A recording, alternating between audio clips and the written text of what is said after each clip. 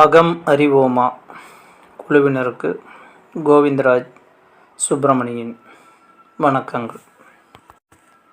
விரதமுறை, பக்தி என்பவற்றையெல்லாம் பார்த்தோம். இந்த விரதமுறை, பக்தி வழிபாடு எல்லாம் உலகத்தில் உள்ள எல்லா மனிதர்களுக்கும் பொருந்துமா? நாமெல்லாம் இந்துக்கள், அதனால் நமக்கு வழிபடுற கடவுளுக்கு உண்டான விரதமுறைகளை சொல்கிறோம். ஆக இந்த வழிபாடு விரதமுறைகள் எல்லாமே இந்துக்களுக்கு மட்டும்தான் பொருந்தும் அப்படின்னு சொன்னால் இது சரி வருமா?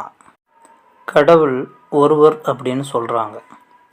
அப்படி இருக்கும்போது நிறைய மதங்கள் இருக்குது. மற்ற மதத்துக்காரங்க யாரும் இந்த மாதிரி இந்துக்கள் கொண்டாடுற வழிபாட்டு முறைகளை பண்ணுறதில்ல. ஆனால் அவங்களும் நல்லா தான் இருக்காங்க. அவங்க கடைபிடிக்கிற சமயத்தோட வழிபாடுகளை கடைபிடிக்கிறாங்க. அதனால் அவங்களும் நல்லா தான் இருக்காங்க. இப்போ நான் இந்த வழிமுறையை கடைபிடிக்கிறதா, அந்த வழிமுறையை கடைபிடிக்கிறதா, இல்லை நான் கடைபிடிக்கிற வழிமுறை உயர்ந்ததா, அவங்க கடைபிடிக்கிற வழிமுறை உயர்ந்ததா, இந்த மாதிரி கேள்வி வரணும். அப்படி கேள்வி வரல அப்படின்னா மனிதனுக்கு ஆறாவது அறிவு ஒன்று இருக்குங்கிறது வேஸ்ட்டு. நாம் கடைபிடிக்கக்கூடிய வழிமுறைகளை பற்றி அடுத்தவங்க கேட்கும்போது அதுக்கான தெளிவான பதிலை சொல்லக்கூடிய அளவில் நாம் அதை புரிஞ்சிருக்கணும். அப்போ தான் நாம் கடைபிடிக்கிற வழிமுறையிலிருந்து விலகாமல் இருப்போம். இல்லை அப்படின்னா அவங்க கேட்குற கேள்விக்கு பதில் தெரியாதனால நாம் கடைபிடிக்கிற வழிமுறை சரியா தப்பா அப்படிங்கிற சந்தேகம் நமக்கு திரும்ப குழம்பி போய் கடைபிடிக்கக்கூடிய விஷயங்களையே விட்டுருவோம். பெரும்பாலும் இந்துக்களை தவிர மற்ற மதத்தினர் யாரும் இவ்வளவு பெரும்பான்மையான கடவுள்களை வழிபடுவது இல்லை என்று நினைக்கிறேன். கிறித்துவர்கள் இயேசுவையும் மேரி மாதாவையும் வழிபடுகிறார்கள். முகமத்தியர்கள் அல்லாஹ் ஒன்றே கடவுள் என்று வழிபடுகிறார்கள். பௌத்தர்கள் புத்தரை கடவுளாக வழிபடுகிறார்கள். ஜைனர்கள் மகாவீரர்களை கடவுளாக வழிபடுகிறார்கள். ஒவ்வொரு மதத்தினருக்கும் ஒரு கடவுள் அல்லது ஒரு சில கடவுள் என்ற அளவிலே இருக்கிறது. ஆனால் இந்து மதத்தில் மட்டும் ஆயிரக்கணக்கான கடவுள்கள் வழிபாடுகள் இருக்கிறது. இதில் எதை வழிபடுவது, எதை வழிபட்டால் சரியாக இருக்கும்? ஒவ்வொரு மனிதனும் எந்தெந்த மதம் சார்ந்த குடும்பங்களிலே பிறக்கிறானோ முதலில் அந்தந்த மத கோட்பாடுகளை கடைபிடிக்க வேண்டும். முதலில் மதம் என்றால் என்ன என்று பார்ப்போம். மதம் என்பது மனிதனை ஒழுங்குபடுத்தவும் தனக்கும் தன்னை சார்ந்தவருக்கும் நன்மை செய்யக்கூடியதாகவும் பிறகு சமுதாயத்திற்கு நன்மை செய்யக்கூடியதுமாகவும் அதன்பின் உலக உயிர்களுக்கு அனைத்தும் நன்மை செய்யக்கூடியதுமான இருக்கக்கூடிய ஒரு கொள்கைதான் மதம். அந்த மதம் யார் பேரில் வேண்டுமானாலும் இருக்கலாம். அந்த மதத்தை பின்பற்றக்கூடிய மனிதனின் குணத்தை மேம்படுத்தி அவனுடைய ஆன்மாவை விழிப்படைய செய்து இறைவனோடு ஒன்றச் செய்வதாக அந்த மதம் இருக்க வேண்டும். சுவாமி விவேகானந்தர் சொல்லுவார், ஒவ்வொரு மனிதனும் ஒரு மதத்தை உருவாக்குங்கள் என்று. இருக்கக்கூடிய மதங்களிலேயே கணக்கெடுக்க முடியவில்லை. இதில் 900 கோடி பேர் இருக்கிறார்கள் என்றால் 900 கோடி மதத்தை உருவாக்குவதா? இது என்ன முட்டாள்தனமாக இருக்கிறது என்று நமக்கு தோன்றும். ஒவ்வொரு மனிதனும் காலம், இடம் இவற்றுக்கு தக்கபடி தன்னை மேம்படுத்தி கொள்ள தனி கொள்கைகளை வளர்த்து கொள்ள வேண்டும். இந்த கொள்கைகளே மதம் என்று ஆகிறது. புத்தர் தன்னை உயர்த்தி கொள்ள சில கொள்கைகளை கடைபிடித்தார். அதுவே புத்தரின் கொள்கை. அந்த கொள்கைகளை கடைபிடித்தவர்கள் புத்த மதத்தினரானார்கள். அதுபோலவே மகாவீரரும் தன்னை மேம்படுத்தி கொள்ள சில கொள்கைகளை கடைபிடித்தார். அவரது கொள்கைகளை கடைபிடிப்பவர்கள் ஜைனர்களானார்கள். ஆனால் விவேகானந்தர் சொல்வது, நமக்கு அறிவு வெளிப்படையாத வரை மற்றவர்களின் கொள்கைகளில் கடைபிடிக்க ஆரம்பித்து அறிவு வெளிப்படைய ஆரம்பிக்கும்போது தனக்கான ஒரு கொள்கையை காலம் சூழ்நிலைக்கு தக்கவாறு வடிவமைத்து அவற்றின் மூலம் அதிகப்படியான முன்னேற்றத்தை எளிதில் பெறுங்கள் என்பது விவேகானந்தரின் கூற்று. அதனால்தான் அவர் அனைவருக்கும் ஒரு புது மதம், ஒவ்வொருவரும் ஒரு மதத்தை தோற்றுவியுங்கள் என்றார். மற்ற அனைத்து மதங்களையும் தோற்றுவித்தவர் என்ற ஒரு அடையாளம் உண்டு. இந்து மதம் என்று சொல்லக்கூடிய இந்த மதத்தை தோற்றுவித்தவர் என்று யாருமே இல்லை. அது காலாகாலத்துக்கும் இருந்து கொண்டே இருப்பதுமாக இருக்கிறது.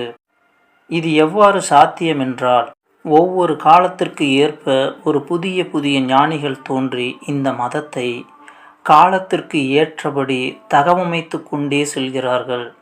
இவர்கள் எல்லாம் இந்த மதத்தை நான் தோற்றுவிக்கவில்லை, எனக்கு முன்னரே ஒருவர் தோற்றுவித்தார் என்று அனைவரும் சொல்லும்போது இந்த மதத்துக்கு தோற்றமும் முடிவும் இல்லாமல் காலத்துக்கு தகுந்தது போல தம்மை தகவமைத்து கொண்டு புதுப்பித்து கொண்டே இருக்கிறது. நன்றாக நாம் ஒன்றை நினைவில் வைத்து கொள்ள வேண்டும். எந்த மதம் தன்னை விழிப்படைய வைத்து ஆன்ம நிலையை அடைய வைத்து இறைவனிடம் கொண்டு சேர்க்கிறதோ அந்த மதத்தை கடைபிடிப்பது உத்தமம். அதுவே துன்பமில்லாத நிலைக்கு அழைத்து செல்லும். எந்த மதத்தில் பிறந்தவராயினும் சரி, அவர்கள் முதலில் கவனிக்க வேண்டியது இதுதான். இந்த மதம் என் ஆன்மாவை விழிப்படைய செய்கிறதா? என்னை போன்றே பிற உயிர்கள் மேலும் அக்கறை கொண்டு அவற்றை தன்னுயிர் போல் பாவிக்க என்ன செய்கிறதா என்ற கேள்வி எழ வேண்டும். அவ்வாறு எந்த மதம் செய்கிறதோ அந்த மதமெல்லாம் சிறந்த மதமே. ஏன் இந்து மதத்தில் இத்தனை கடவுள் என்றால், எல்லா வயதினருக்கும் ஒரே சட்டையை, ஒரே அளவுள்ள சட்டையை அணிவிக்க முடியாது. ஒவ்வொருவருக்கும் ஒவ்வொரு அளவுள்ள உடைகளை தயார் செய்துதான் அணிவிக்க வேண்டும். அதுபோல ஒவ்வொரு மனிதனும் தங்களுக்கு இருக்கும் அறிவை கொண்டு புரிந்து கொள்ளும் வகையில் ஒவ்வொரு கடவுளர்களையும் உருவாக்கினார்கள். அதை கொண்டு அவன் அடுத்த நிலையை அடைய உண்டான வழிமுறைகளையும் வகுத்தார்கள். அதனால்தான் இந்து மதத்தில் எண்ணற்ற கடவுள்கள் இருக்கிறார்கள். கீதையில் பகவான் கிருஷ்ணர் சொல்வது, நீ எந்த ரூபத்தில் என்னை வழிபடுகிறாயோ அந்த ரூபமாகவே நான் உனக்கு காட்சியளிப்பேன் என்று கூறுகிறார். அதனால்தான் கடவுளை நீ ஒரு மாட்டு வடிவமாக நினைத்து மாட்டை கடவுள் என்று வணங்கினால் கடவுள் அதே ரூபத்தில் உனக்கு காட்சியளிப்பார். கடவுளை உன்னை போன்ற ஒரு மனிதராக அதிக சக்தி வாய்ந்தவனாக நினைத்து வழிபட்டால் அதே ரூபத்தில் உனக்கு காட்சியளிப்பார். ஏனென்றால் கடவுளுக்கு எந்த ரூபமும் கிடையாது. தண்ணீர் எப்படி எந்த பாத்திரத்தில் வைத்தாலும் அதன் வடிவத்துக்கு மாறுகிறதோ அதுபோல இறைத்தன்மையும் நம்மை மேம்படுத்துவதற்காக அந்தந்த நாம் நினைக்கும் அந்தந்த வடிவங்களிலேயே தோன்றுகிறது. இந்த மதம் என்கிற கோட்பாடை சிறிது எளிமையாக புரிய வைப்பதென்றால், நாம் விஷயங்களை கற்பதற்காக பள்ளிக்கூடம் செல்கிறோம் அல்லவா? அந்த பள்ளிக்கூட கட்டடம்தான் மதம். கற்கும் மனிதர்கள் அனைவரையும் ஒருங்கிணைத்து அமர வைக்கும் ஒரு இடம்தான் மதம். அந்த மதத்தின் கொள்கைகளை, அதாவது படிப்பை, அவரவர் தகுதிக்கு ஏற்ப 1ஆம் நிலை, 2ஆம் நிலை, 3ஆம் நிலை என்று அவரவர் தகுதிக்கு ஏற்ப போதிக்கும் குருமார்கள்தான் ஆசிரியர்கள். இதில் 1ஆம் வகுப்பு படிப்பவரின் பாடப்புத்தகத்தில் உள்ளவை வேறு, 10ஆம் வகுப்பு படிப்பவனின் பாடப்புத்தகத்தில் உள்ளது வேறு. ஆனால் பள்ளிக்கூடம் என்பது ஒன்றுதான். போதிக்கும் ஆசிரியர்களும் வெவ்வேறாக இருப்பார்கள். இதில் ஒரு சிக்கலும் இருக்கிறது. பாடங்களை ஒழுங்காக விளங்கி கொண்டு அவற்றின் அனுபவங்களை பெற்ற ஆசிரியரிடம் பாடம் கற்கும் மாணவன் சிறந்து விளங்குவான். பாடங்களை உள்ளது உள்ளபடியே மனனம் செய்து ஒப்பித்து ஆசிரியரானவர்களிடம் பாடம் கற்பவர்கள் சிந்தனை இல்லை என்றால் பெரிதாக சிறக்க முடியாது. அதுபோலவே மதத்தின் கொள்கை சார்ந்த விஷயங்களை சொல்லக்கூடிய சமயவாதிகள் அவரவர் அறிவுக்கு தக்கபடி சொல்கிறார்கள். அவற்றை விளங்கி அனுபவப்பட்டு சொல்பவர்கள் மிக மிக குறைவாக இருக்கிறார்கள். அதனால்தான் மதத்தை கடைபிடிப்பவர்களிடம் நிறைய முட்டாள்தனங்கள் அதிகமாக இருக்கிறது. இது இந்து மதம் என்றில்லாமல் எல்லா மதத்திலுமே இது இருக்கிறது.